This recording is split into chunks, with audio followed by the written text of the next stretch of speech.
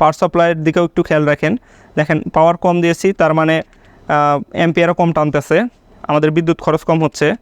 আমরা অনেকেই শখের বসে ডিসি মোটর দিয়ে ডিসি ফ্যান বানাই, তো এই ফ্যানগুলোকে আমরা সঠিকভাবে রেগুলেট করতে পারি না, অর্থাৎ স্পিড কম বেশি করতে পারি না। তো আজকের ভিডিওতে আমি একটা speed controller, DC motor speed controller নিয়ে কথা বলবো, এবং এটাতে কীভাবে কানেকশন দিতে হয় তা জানাবো, এবং কত ভোল্ট এটা চলবে তাও জানাবো। তো এটা সম্পর্কে বিস্তারিত জানতে এবং এর কানেকশনটা বিস্তারিত জানতে পুরো ভিডিওটি না টেনে দেখুন। তো চলুন আর কথা না বাড়িয়ে মূল আলোচনায় আসি। নর্মাল এসি ফ্যানের রেগুলেটরের মতো এই রেগুলেটরটা দেখতে হলেও এর কানেকশনটা একটু ভিন্ন, কারণ এতে 3টা তার রয়েছে, কিন্তু নর্মাল এসি ফ্যানের রেগুলেটরে 2টা তার থাকে। তো এইটার কানেকশন নিয়ে অনেকে দ্বিধাদ্বন্দ্বে পড়েন। তো এইটার কানেকশন ডায়াগ্রামটা আমি খুব সহজে বুঝে দেওয়ার চেষ্টা করব। দেখুন এখানে মাত্র 3টা তার রয়েছে, 3টা তারের 2টা লাল এবং কালো, এবং একটা হচ্ছে নীল কালার। এই নীল কালারটা সবুজ কালারও থাকতে পারে, কিন্তু এই 2টা সাধারণত লাল এবং কালোই থাকে।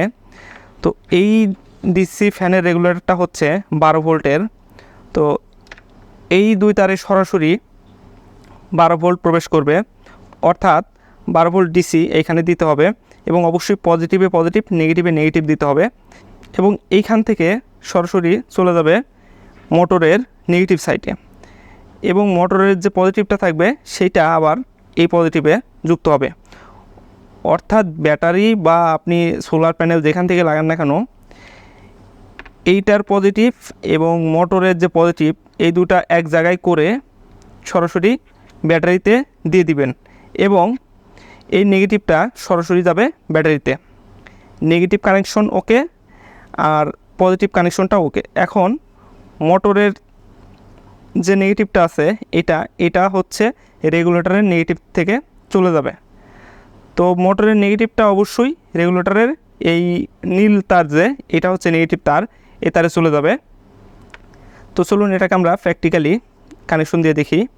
তো এর জন্য আমি একটা ভেরিয়েবল পাওয়ার সাপ্লাই নিয়েছি, কারণ এই পাওয়ার সাপ্লাই দিয়ে আমি আপনাদের দেখাবো যে বিভিন্ন স্পিডে বিভিন্ন রকম অ্যাম্পিয়ার টানে, বা সহজ ভাষায় যদি বলতে চান যে কম স্পিডে কম বিদ্যুৎ ক্ষয় হবে বা বেশি স্পিডে বেশি বিদ্যুৎ ক্ষয় হবে কিনা, এটা আমি দেখানোর জন্য একটা ভেরিয়েবল পাওয়ার সাপ্লাই নিয়েছি। স্ক্রিনে আমি দেখাচ্ছি আপনাদেরকে। তো চলুন কানেকশন করি। ভেরিয়েবল পাওয়ার সাপ্লাইটি আমি 12তে সিলেক্ট করে দেব। এখানে 12.3 ছিল, যাই হোক 12.12, এটা মানে 12। তো আমাদের কানেকশন অনুযায়ী এটা এই রেগুলেটরের লাল তার দিতে হবে সরাসরি এই 12 ভোল্টের লাল তারে, এবং একই সাথে এই মোটরের যে লাল তারটা আছে এটা ওর সাথে দিতে হবে। তো আমি এই দুটাকে একসাথে সংযুক্ত করে দিয়ে দিচ্ছি।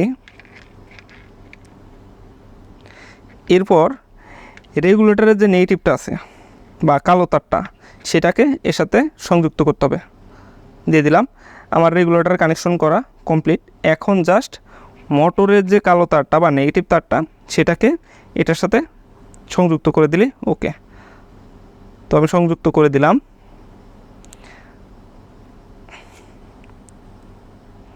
আমার কানেকশন সব ওকে। এখন এটা যেহেতু বন্ধ আছে, এটা নর্মাল এসি ফ্যানের যে রেগুলেটর সেটার মতোই একটা ক্লিক বা কট করে শব্দ করে, অর্থাৎ এটা বন্ধ করা যায় এই রেগুলেটর দিয়ে বা চালু করা যায় এটা দিয়েই। তো এটা আমি চালু করছি, দেখুন মোটরটি ঘুরছে। তো এইদিকে দেখেন পাওয়ার সাপ্লাই অ্যাম্পিয়ার টানতেছে 0.09। দেখেন আমি স্পিড বাড়াচ্ছি, এদিকে অ্যাম্পিয়ার বেশি টানতেছে,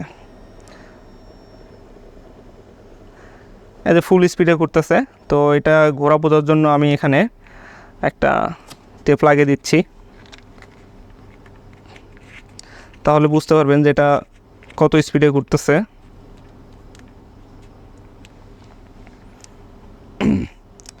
দেখুন এখন আমি পাওয়ার কম দিছি, পাওয়ার সাপ্লাইয়ের দিকেও একটু খেয়াল রাখেন।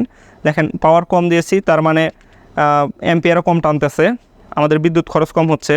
আমি স্পিড বাড়াচ্ছি, ধীরে ধীরে স্পিড বাড়াচ্ছি। দেখুন এদিকে মোটরের স্পিডটা বাড়তেছে এবং ওইদিকে অ্যাম্পিয়ারও বেশি টানতেছে।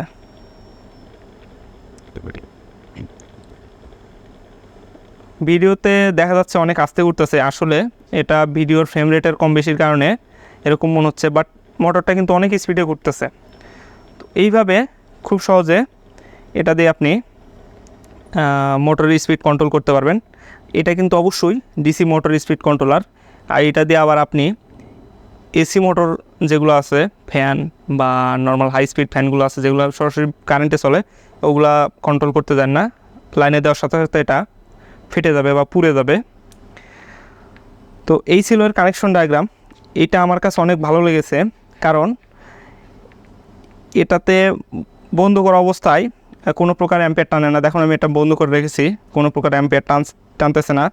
বা যদি বলি যে বন্ধ করবো না, এটা আমি রেগুলেটর চালিয়ে রাখবো এবং এই কানেকশনটা আমার অফ, বা আমি সুইচ অফ করে রাখছি, ধরেন এটাতে আমি সুইচ দিয়ে দিচ্ছি, তারপর কোনো অ্যাম্পিয়ার টানে কিনা দেখেন আমি ফুল দিয়ে দিচ্ছি, মিটার কোনো প্রকার অ্যাম্পিয়ার রিডিং নাই। তার মানে আপনি যদি মোটরটা অফ করে রাখেন, এটা কোনো প্রকার কোনো হিট হবে না বা বিদ্যুৎ অপচয় করবে না।